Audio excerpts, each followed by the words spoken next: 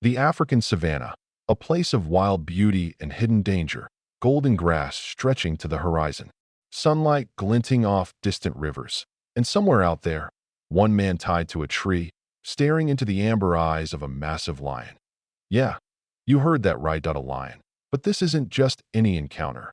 This is the story of a ranger who saved a lion's life, and then, months later, found his own life saved by that very same creature. Stay with me, because what happens in this story will make you rethink everything you know about trust, loyalty, and the wild.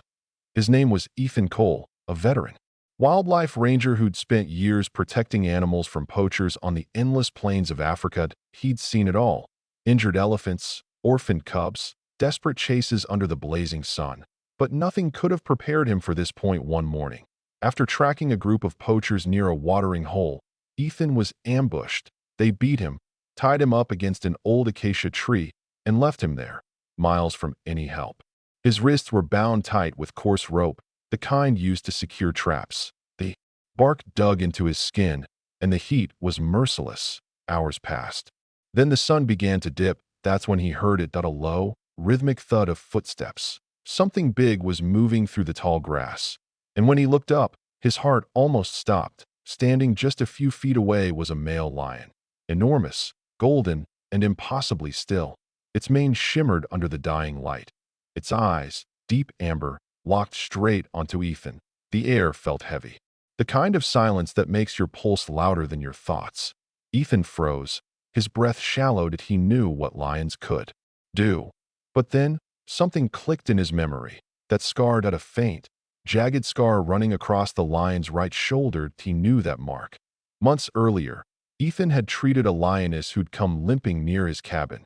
Injured, but calm, she'd had a cub beside her, and Ethan had stitched her wound, fed her, and watched her limp away into the tall grass. And during that time, from a distance, he'd seen a figure watching. This same lion, her mate. Now, that same lion was standing before him, the king of the savannah himself. That you're not going to believe what happened next, because instead of attacking, the lion stepped closer, slowly, carefully, eyes never leaving Ethan's. It sniffed the air, its powerful chest rising and falling. Then, it looked down, right at the ropes. Ethan barely breathed as the lion lowered its head, brushed its mane against the dry grass, and nudged the rope. Not with violence, but with intention. Like it was thinking that Ethan's throat was dry, his voice barely a whisper. "It's me, it's Ethan. Remember me?" The lion flicked its ear, and then, to his complete disbelief, it began tugging at the rope with its teeth. Each pull was slow, deliberate, careful, almost surgical. That Ethan's mind raced. Could it actually be trying to help him? Or was it just curious, seconds away from changing its mind? Every second felt like a lifetime. The lion's warm breath brushed against his arm as it worked, its enormous teeth pulling at the thick fibers. The knots were tight and slick with morning dew. Progress was slow, painfully slow. But that's when something else shattered the silence. From across the plains came a chilling sound. Laughter, but not the human kind. That it was the eerie, cackling cry of hyenas. Ethan's blood ran cold. Out between the trees, shadows began to move. 5, maybe 6 hyenas slinking through the tall grass, drawn by the scent of a struggling man and a distracted lion. The lion stopped working instantly. It lifted its head, eyes narrowing. The leader of the pack, a scarred female, moved forward.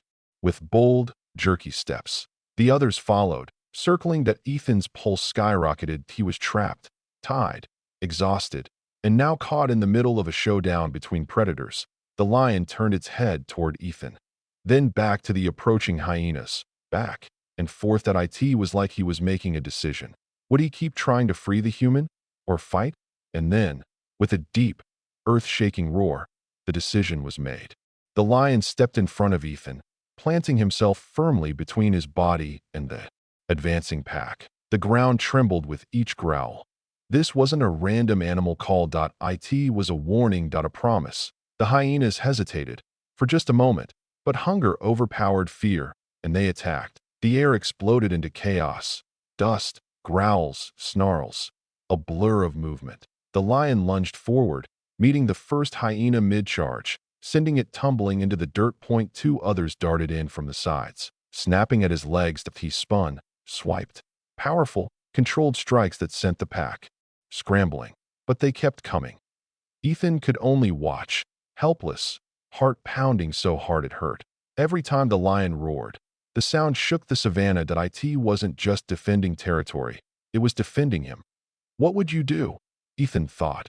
If the only thing standing between you and death was the very predator everyone fears. What about you? Would you trust it? Drop your answer in the comments below. Eventually, the hyenas retreated, bruised, beaten, their confidence shattered. They slunk back toward the trees, their laughter fading into the distance. The lion stood panting, sides heaving, eyes still scanning the horizon. A few scratches marked his flank, but he was alive. Victorious, he turned back toward Ethan. The look in his eyes wasn't wild. It was calm, purposeful. The lion stepped closer, nudged Ethan's face gently, and then looked back at the ropes. He let out a low, frustrated growl, almost as if to say, "We're not done yet." Ethan understood. He had to help somehow. He twisted his wrists, scraping the ropes against the rough bark, ignoring the pain. Each movement tore into his skin, but it started to fray the fibers, just enough to loosen a strand. When he looked up, the lion was watching, eyes sharp, focused. Ethan nodded toward the weakened spot, then toward the lion's mouth. It was a silent signal, a desperate hope that the animal would understand, and somehow it did. The lion lowered its head, sniffed the rope, then bit down, hard, with one powerful jerk. Snap! The rope gave way. Ethan collapsed to the ground, free for the first time in hours. But the story doesn't end there, because the savannah wasn't done testing them yet. Ethan tried to push himself up, his body weak and trembling. The lion stepped back, giving him space. And then a new sound, low rumbles, multiple. From the far side of the plains, shapes began emerging through the grass. More lions. A whole pride. 6. Maybe 7 of them. Lionesses, young males, drawn by the commotion. They hadn't seen the rescue. All they saw was a human, wounded, crawling. And for them, that meant one thing. Prey. The male lion, Ethan's protector, roared again. A deep, powerful sound that echoed across the savannah. It wasn't an attack. It was a declaration. This one's under my protection. The new lions froze, confused. They looked at him, then at Ethan. The tension was unbearable. One wrong move, and it would all be over. Ethan's chest rose and fell with shallow breaths. He didn't move, didn't even blink. Minutes felt like hours. Then, slowly, the other lions turned point. One by one, they began to back away, retreating into the tall grass until the only one left standing was the massive male, the king of the savannah. The wind carried the smell of rain. Birds returned to the trees. The chaos faded into stillness.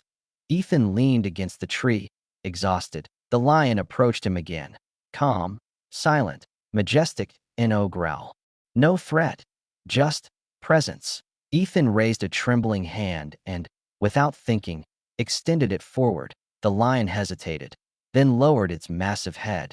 And right there, beneath the setting African sun, Ethan's fingers brushed against the lion's mane. It wasn't rough, it wasn't violent. It was peace. At a moment of pure, wordless understanding. In that moment, Ethan realized something profound, something every ranger, every traveler, every dreamer should know.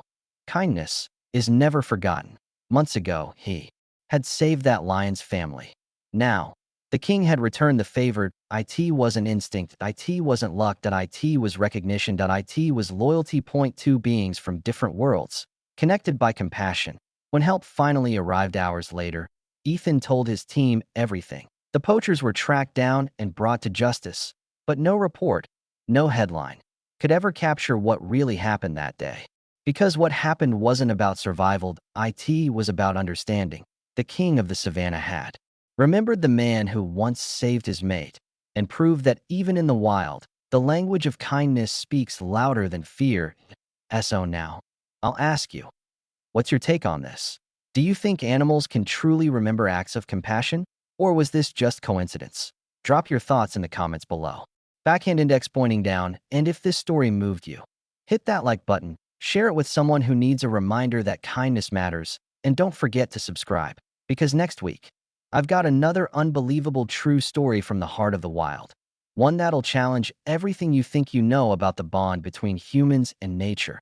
Until then, this was the Ranger and the King of the Savannah. Stay kind, stay curious, and I'll see you in the next story.